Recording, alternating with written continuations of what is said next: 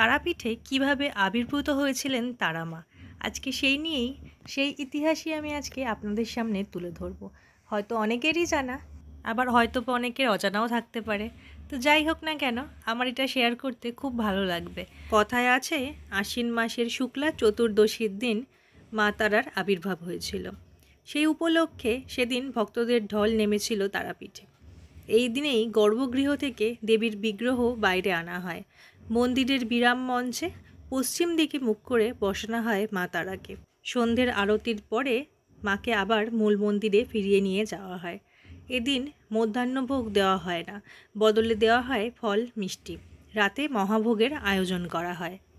তারাপীঠের বর্তমান মন্দির মল্লারপুরের জমিদার স্থাপন করলেও গল্পের শুরু কিন্তু জয়দত্ত সদাগরের কথা দিয়ে। প্রচলিত কথা অনুযায়ী আজ থেকে প্রায় ৮০০ বছর আগের ঘটনা। তিনি ছিলেন বীরভূমের রত্নাকর নিবাসী। একবার তিনি বাণিজ্যে প্রভূত সম্পদ অর্থ লাভ করে বাড়ি ফিরছিলেন। চলার পথে অসুস্থতায় মৃত্যু হলো তার প্রাণের প্রিয় পুত্রের। বাড়ি ফিরেই ছেলের অন্ত্যেষ্টি করবেন স্থির করে তিনি মাঝিদের বললেন পুত্রের দেহটাকে ভালো করে ঘি মাখিয়ে রাখতে, তাতে পচন ধরবে না।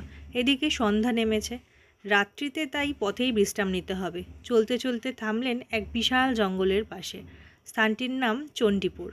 রাতে ঘুম নেই জয়দত্তের। মৃত ছেলের দেহ আঁকড়ে রাত জাগছেন তিনি। সেই সময় মা তারা এক কুমারী মেয়ের রূপ ধরে নৌকার কাছে এসে দাঁড়ালেন। তার কালো রূপে যেন আলো ছিটকে পড়ছে। অপূর্ব সুন্দর সেই মেয়েটি জয়দত্তকে জিজ্ঞাসা করলেন, এত নৌকা ভরে কী নিয়ে চলেছ? পুত্র শোকে জয়দত্তর মন ভারাক্রান্ত ছিল। তাই তিনি রাগের স্বরে মেয়েটিকে বললেন, ছাই আছে। সে কথা শুনে মেয়েটি আচ্ছা বলে চলে গেলেন। কিছুক্ষণ পরে জয়দত্ত দেখলেন তার নৌকার সব বাণিজ্য সামগ্রী অর্থ ছাইতে পরিণত হয়েছে। পরদিন সকালবেলায় মাঝিরা রান্না করতে বসল। খেয়ে দিয়ে নৌকা নিয়ে যাত্রা করতে হবে তো। কাটা শোল মাছ কাছেই এক কুণ্ডের জলে ধুতে গেল তারা। কি আশ্চর্য! জলের স্পর্শ পেয়ে মাছটি জ্যান্ত হয়ে সাঁতরে চলে গেল। মাঝিরা দৌড়ে এসে জয়দত্তকে সব কথা জানালো। জয়দত্তর তখন মনে পড়ল আগের দিন রাতের কথা, সেই মেয়েটির কথা। তখন পুত্র শোকে কাতর হয়ে বারবার তিনি বলতে লাগলেন, মা গো, দেখা দে, কে তুই মা? আমাকে এমন পরীক্ষা করে গেলি। আমাকে ক্ষমা কর মা, আমার সন্তানকে বাঁচিয়ে দে। সেদিন রাতেই স্বপ্নের মধ্যে ফিরে এলেন সেই মেয়েটি এবং তাকে বললেন, যেই কুণ্ডের জলে কাটা মাছ ধুতে গিয়ে মাছ জ্যান্ত হয়ে গেছিল, সেই কুণ্ডের জল ছেলের গায়ে ছড়ালেই সে বেঁচে উঠবে। সকালবেলায় জয়দত্ত তার হারানো সম্পদ ফিরে পেলেন।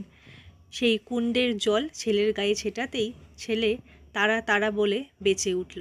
ছেলের মুখে তারা নাম শুনে জয়দত্ত বুঝতে পারলেন দেবী তারা সেই বাচ্চা মেয়েটির রূপ ধরেই এসেছিল। বুঝতে পারলেন মা তারার অলৌকিক কৃপার কথা। পুত্রকে পাওয়ার আনন্দে তিনি সারা দিন বসে মা তারার নাম জপ করতে লাগলেন। রাতে আবার দেবী তাকে স্বপ্ন দিলেন। তিনি আদেশ করে বললেন, এই জঙ্গলের মধ্যে একটা শ্বেতশিমুল গাছের নিচে একটা শিলা বিগ্রহ রয়েছে। বললেন সেই বিগ্রহ একটা মন্দিরে প্রতিষ্ঠা করে পুজোর ব্যবস্থা করার কথা। আর বললেন, আমি হলাম উগ্রতারা, জঙ্গলের মধ্যে শ্মশানে আমার বাস। পরের দিন সকালবেলাতেই লোকজন নিয়ে সেই বিশাল জঙ্গলে খুঁজে খুঁজে শ্বেতশিমুল গাছের নিচ থেকে শিলা বিগ্রহ খুঁজে বের করলেন জয়দত্ত। কাছেই পেলেন চন্দ্রচূড় শিবের মূর্তি। জীবিত কুণ্ডের সামনে তাড়াতাড়ি মন্দির নির্মাণ করে সেই শিলামূর্তি ও চন্দ্রচূড় শিবের মূর্তি প্রতিষ্ঠা করলেন তিনি। শুধু তো মন্দির প্রতিষ্ঠা করলেই হবে না, তার নিত্য পূজাও দরকার। তাই জয়দত্ত কাছেই একটা গ্রামে এক ব্রাহ্মণকে নিত্য পূজার দায়িত্ব দিয়ে সেখান থেকে বিদায় নিলেন। কিন্তু কেন এখানকার দেবীর নাম তারা হলো, তাই নিয়ে আছে আরও একটা পৌরাণিক কাহিনী। সমুদ্র মন্থনে ওঠা বিষ পান করে শিব হয়ে উঠেছিলেন নীলকণ্ঠ। বিষে জর্জরিত হয়ে গেছিলেন তিনি। সেই যন্ত্রণা থেকে কিভাবে শিবকে মুক্তি দেবেন, তখন মা তারা শিবকে আপন সন্তানের মতন কোলে নিয়ে আপন স্তন থেকে অমৃত পান করাতে লাগলেন। সেই অমৃত পান করে শিবের বিষজ্বালা দূর হলো। সেই থেকে দেবীর নাম হলো তারিণী। তিনি শিবকে তাড়ন করেছেন। এই বিশ্বকেও তিনি তারণ করেন। সেই তারিণী থেকেই তারা নামের সৃষ্টি। এবার বলি আধুনিক বাস্তবের ইতিহাস। জয় দত্তের তৈরি করা মন্দির একদিন ক্রমেই জীর্ণরূপ ধারণ করল। তখন সেই মন্দিরকে নতুনভাবে নির্মাণ করতে এগিয়ে এসেছিলেন বীরভূমের এরোল গ্রামের রামজীবন রায়চৌধুরী। সেটি হলো তারাপীঠ মন্দিরের দ্বিতীয় নির্মাণ। সেটা ছিল আনুমানিক 1743 খ্রিস্টাব্দে। তারাপীঠ মন্দিরের ভগ্ন অবস্থা দেখে ভক্ত রামজীবনের মন খারাপ হয়ে যায়, কিন্তু মন্দির সংস্কারের মতন অর্থ তার ছিল না।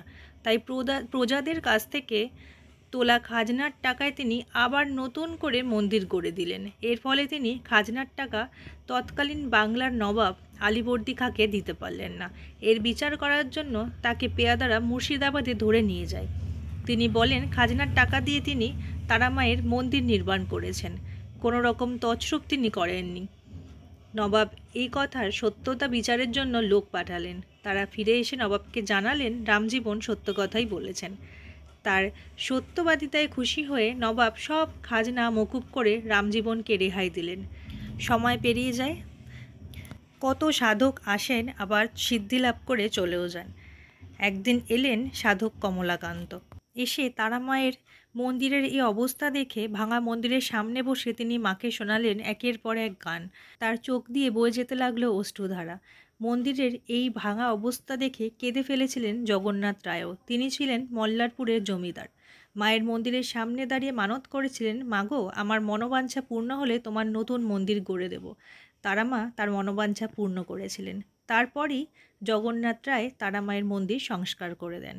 সেটা 1818 খ্রিস্টাব্দের 15ই এপ্রিল। মন্দির নির্মাণের পাশাপাশি নতুন করে তৈরি করলেন চন্দ্রচূড় শিবের মন্দির, মায়ের বিরামখানা, ভোগঘর, ভান্ডারা ঘর প্রভৃতি। একদম শুরুতেই যে জয়দত্ত বণিকের কথা বললাম, যাকে মা স্বপ্ন দিয়েছিলেন এবং তিনি তার মৃত ছেলেকে ফিরে পেয়েছিলেন, সেই কুণ্ডের জল গায়ে ছিটিয়ে সেই ঘটনা লোকের মুখে যবে থেকে ছড়িয়ে পড়ে, সেখানে ভক্তদের ভিড় আরও জমতে শুরু করেছিল। সেই পুকুরই এখন তারাপীঠের জীবিত কুণ্ড নামে বিখ্যাত। এবং যেই রাতে মা জয়দত্তকে স্বপ্ন দেখান, সেই দিনটা ছিল শুক্লা চতুর্দশী। স্বপ্নাদেশ পেয়ে তারা মায়ের পুজো শুরু করেন ওই বণিক। সেই থেকেই তারাপীঠে শুক্লা চতুর্দশীর দিন আবির্ভাব দিবস পালন করা হয়। বন্ধুরা, এই ছিল মায়ের আবির্ভাবের ইতিহাস। শুনতে কেমন লাগলো আমাকে অবশ্যই জানাবেন কমেন্ট করে। এটুকু বলতে পারি, এটা আমার খুব ভালোবাসার জায়গা, তাই আমার বলতে খুব ভালো লেগেছে। আজকের ভিডিওটা এতটুকুই। জয় মা তারা।